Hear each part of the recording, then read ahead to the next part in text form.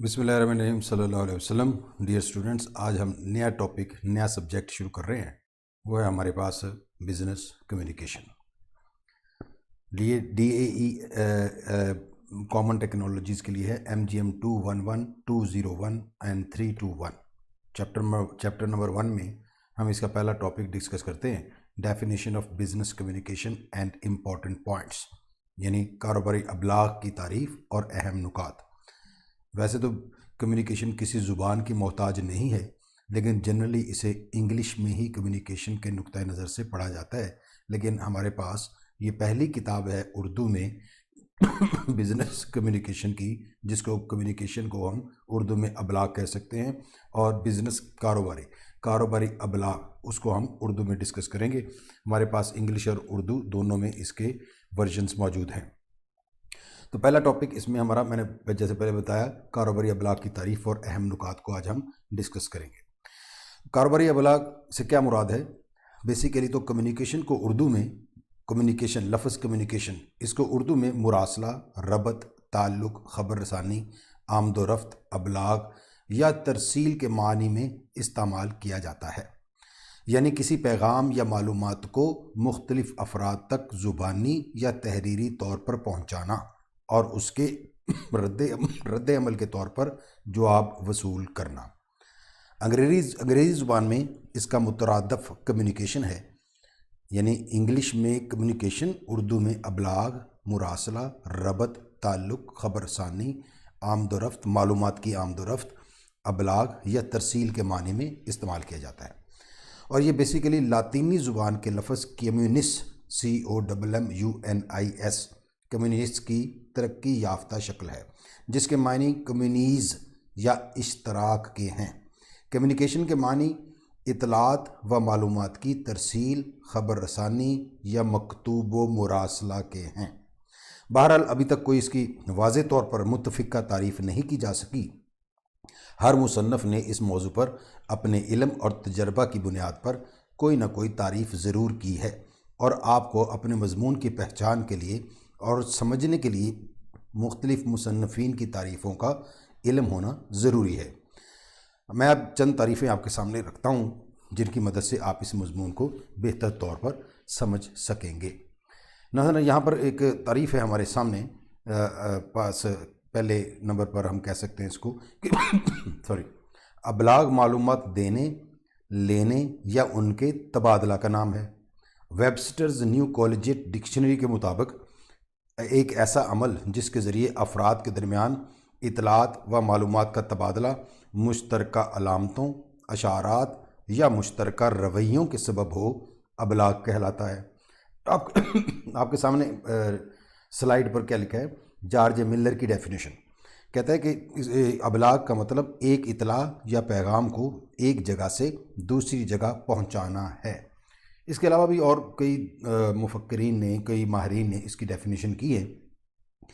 Edward L برنک کہتا ہے کہ ایک معاشرے میں بستے ہوئے افراد آپس میں جو باہمی گفتگو یا اشارے کریں، ان کا یہ عمل کمیونیکیشن یا ابلاغ کہلاتا ہے۔ اور سلائیڈ پر آپ کے سامنے ہے ہرٹا اے مرفی کی ڈیفینیشن۔ وہ کہتا ہے کمیونیکیشن ایک ایسا عمل ہے جس کے ذریعے پیغام کو وصول کنندہ تک، یعنی ریسیپینٹ تک، اس طریقہ سے پہنچایا جاتا ہے کہ وہ اس کی سمجھ میں آ جائے، اور مؤثر کمیونیکیشن اسے کہیں گے جب وصول کنندہ اس کا کوئی مثبت جواب، یعنی ریسپانس، پازیٹیو ریسپانس یا رد عمل، ری ایکشن ظاہر کرے۔ اور کاروباری ابلاغ یعنی بزنس کمیونیکیشن میں زبانی یا لفظی پیغامات کو اس طریقہ سے تیار کیا جاتا ہے کہ ان کا رد عمل بھی مثبت ظاہر ہو۔ اس کے علاوہ بھی ڈیفائن کر سکتے ہیں ہم کہ ابلاغ ایک ایسا دو طرفہ عمل ہے جس کے ذریعے مختلف افراد کے درمیان خیالات یا معلومات کا تبادلہ کیا جاتا ہے۔ مثلا افراد کسی جگہ اکٹھے رہتے ہوں یا کسی دفتر میں کام کرتے ہوں تو دونوں کے پاس مختلف معلومات کا ذخیرہ ہوگا، اور ان کے علم یا معلومات میں فرق ہوگا، اور اس فرق کی بنیاد جو ہے وہ چند عناصر پر ہوتی ہے۔ مثلا ان کا بنیادی تعلیمی معیار ڈیفرنٹ ہوگا، ان کا معاشرہ میں ذاتی معاشرتی تجزیہ بھی ڈیفرنٹ ہوگا، ان کا مختلف اداروں میں काम करने का, उनका मुख्तलिफ अदारों में काम करने का तजर्बा भी डिफरेंट होता है। इनके पढ़ने की आदत और ज़्यादा से ज़्यादा मालूमात हासिल करना ये भी डिफरेंट हो सकता है, और उनके दरमियान उनके अपने माहौल से कुछ सीखने के तजस्सुस का मेयार भी डिफरेंट हो सकता है। यानी जब दो अफराद का नज़रिया और मेयार का ज़ाविया मुख्तलिफ है तो दोनों के दरमियान मुख्तलिफ मालूमात के लिए ख़यालात का तबादला होता है, और ख़यालात को एक दूसरे तक पहुँचाने के लिए या दोनों के दरमियान खला को पुर करने के लिए अबलाग का सहारा लिया जाता है, यानी कम्युनिकेशन का सहारा लिया जा सकता है। और ये कम्युनिकेशन या तो तहरीरी तौर पर हो सकती है या ज़ुबानी भी हो सकती है। और बुनियादी तबादला मालूमात इन ज़राए से हो सकता है। क्या मसलन तकारीर, डिबेट्स, बहस व मुबासा डिस्कशन के ज़रिए, मुशावरत कॉन्फ्रेंसेस के ज़रिए, गपशप के ग्रोह यानी बज़ ग्रुप्स के ज़रिए, और मीटिंग्स में एक दूसरे से मालूमात का तबादला हो सकता है। इसके बाद हम इसकी एक और जामे तारीफ़ को कम्युनिकेशन की डिस्कस कर लेते हैं कि अबलाग से क्या मुराद है। कि अबलाग या कम्युनिकेशन हक़ाइक़, ख़यालात, तजर्बात और जज्बात के बाहमी तबादला का नाम है। अब चार चीज़ें इसमें बयान की गई हैं: हक़ाइक़, ख़यालात, तजर्बात और जज्बात। अब इनको थोड़ा सा डिस्कस करते हैं हम कि तारीफ़ के अहम नुकात को, कि बाहमी तबादला का नाम, म्यूचुअल एक्सचेंज, बाहमी तबादला पहला तारीफ़ का अहम नुक्ता है कम्युनिकेशन की, बाहमी तबादला यानी म्यूचुअल एक्सचेंज।